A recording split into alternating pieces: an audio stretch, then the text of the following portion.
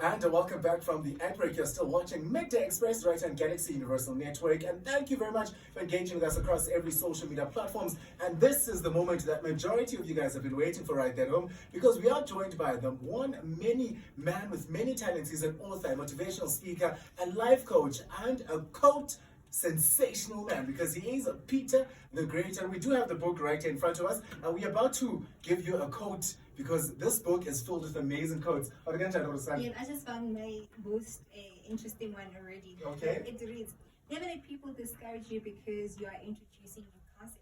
Amapiano was criticized by many. Today it's played and loved by a majority.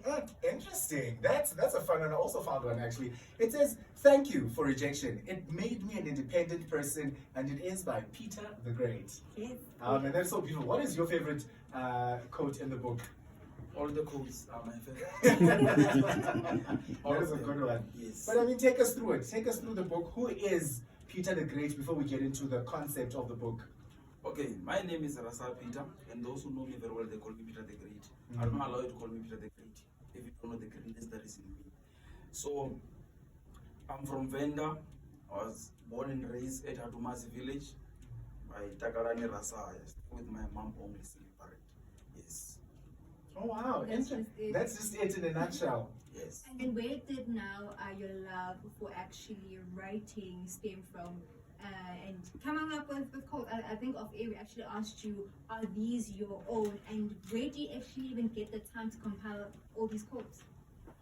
Okay, I come up with the quotes because of I wanted to share my story with people and try to motivate people, those who want to give up because of my background. I'm from disadvantaged background. And I told my mom that I'm going to make you proud. And she's already proud, even though some other things I'm still going to achieve them. So that motivated me to share things that motivate me every day to do more in life with other people.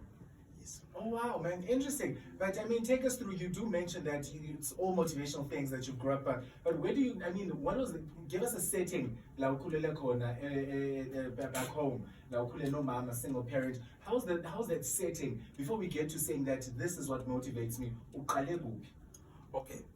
I was raised at a Dumasi village and with my mom and my grandmother. My grandmother used to do mutombodi, traditional beat. They used to support us with that. And my mom, she used to work at, there was a hotel around us where she used to wash buses, clean buses and everything, because it was very difficult. So it was very difficult situation. One person who never went to any trip at school. When students are going to trip, they cannot afford my family.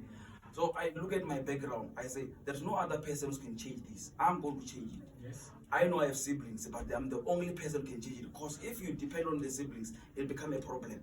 You must correct that. Everyone must be positive and say, I'm going to change this. That's why that motivates me.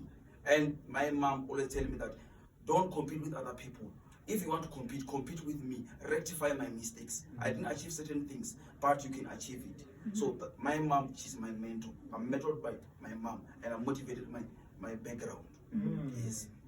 And I just wanted to know maybe how has the journey been from where you come from and the journey into becoming who you are right now? I'm sure it hasn't been easy, but how has it been to actually even now coming with a book eventually? It was not an easy one. I went to high school at Chilala Secondary School. Okay, it was not easy. And when you come to show uniform and everything, you cannot have everything. You have only that one uniform you wash almost every day. Then I passed grade 12 because I was doing accounting. I went to VUT, University of Technology. When I arrived there, guess what?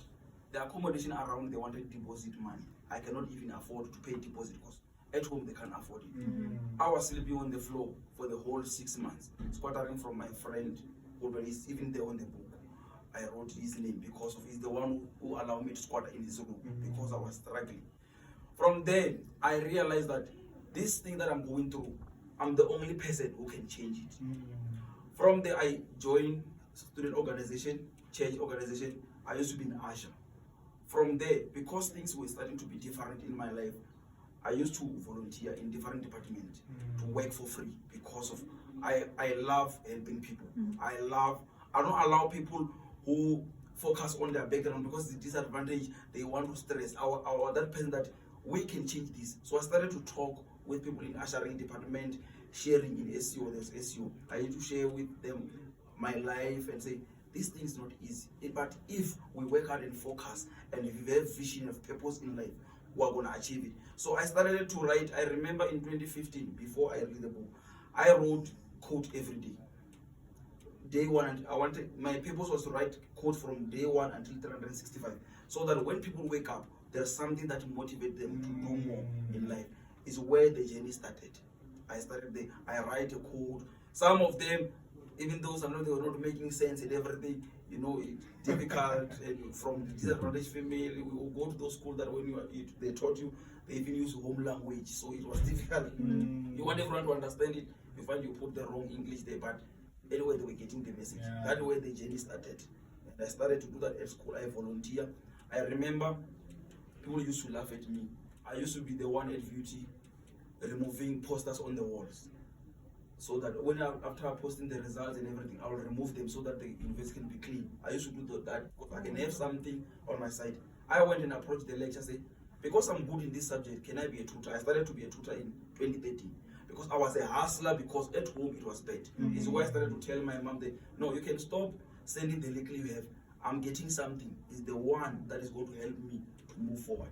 Then is where I started to open structures in campus. Young People Arise, where I call people who are already out there to come and talk to students, to change our lives, do talent show and all those things. There is when the journey started in 2015.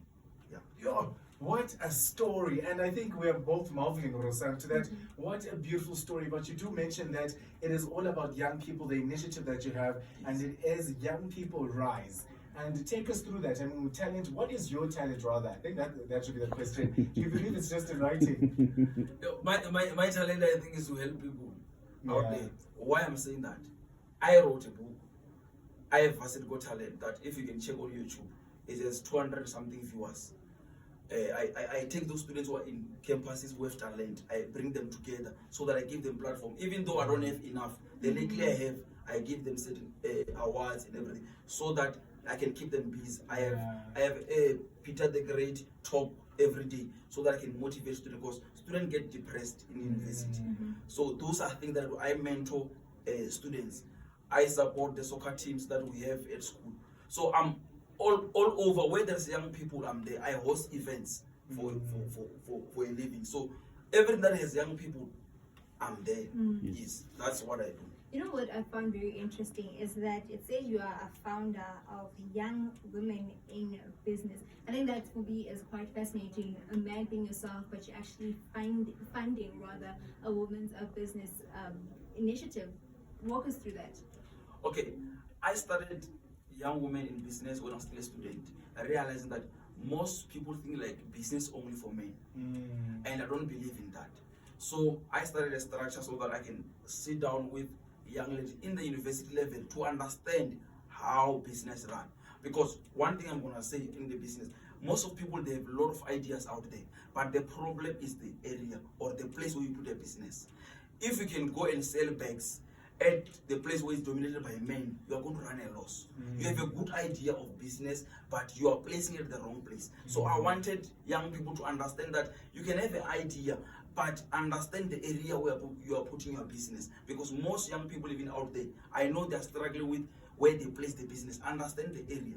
Those are the things that will make me understand. Because women, we have women in engineering, in campus. Why women can't be into business? So that's what I started Young People Young Women in Business. And then how does the program actually run? Do you hold maybe seminars or maybe some form of classes to actually empower them and to make sure that they have successful running businesses? It's okay. Now because of I'm working at the institution at VUT, I was doing those programs as a student, so I'm limited not to run other things. But what I do, I have the great talk show where I do it almost Monday and Tuesday. So on that talk show, sometimes we just discuss, everyone come and pitch their ideas, all of us we share ideas, how can this business work so that we can help each other. So I join both sides of, it's no longer about women only, it's for both sides, female and males. So on that talk show, we discuss about business, we discuss about ourselves, of people that are doing out there, so that we can help them to be better, than the person they are at the moment. Interesting. But I think because now it's all about celebrating you, Peter the Great. But take us through in your home language into that camera. Tell people what they should be aspiring for. How should they keep motivated, and where can they get the book, and so that they also get to purchase it? Okay, in my home language. Yeah. Okay. Ndikuvalumelisa vanhu vakonda.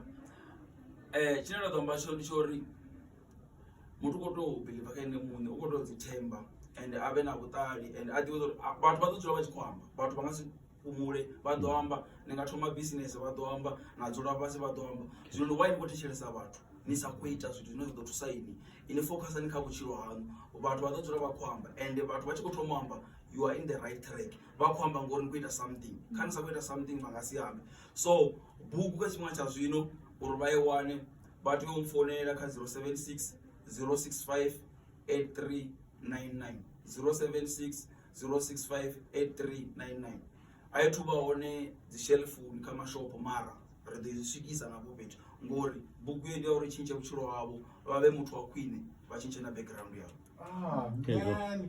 This is the book. This is the one. Like you said, do not, it doesn't matter what people say, because people are always going to talk. So just do you, and I'm going to close it off with another quote, because I'm finding them very interesting here. They're very, very nice. So just to close off with one of Peter's quote, it says, don't spend time trying to prove yourself to people, because you will end up losing yourself. If they can't love who you are, let them go. Just like that. Yes. And that is how we finish off Midday Express today. Do catch us again, same time, same place. From myself, Professor Wanatswani. And myself, Howlin Bailey. And our amazing guest, Peter the Great. Yes. Goodbye.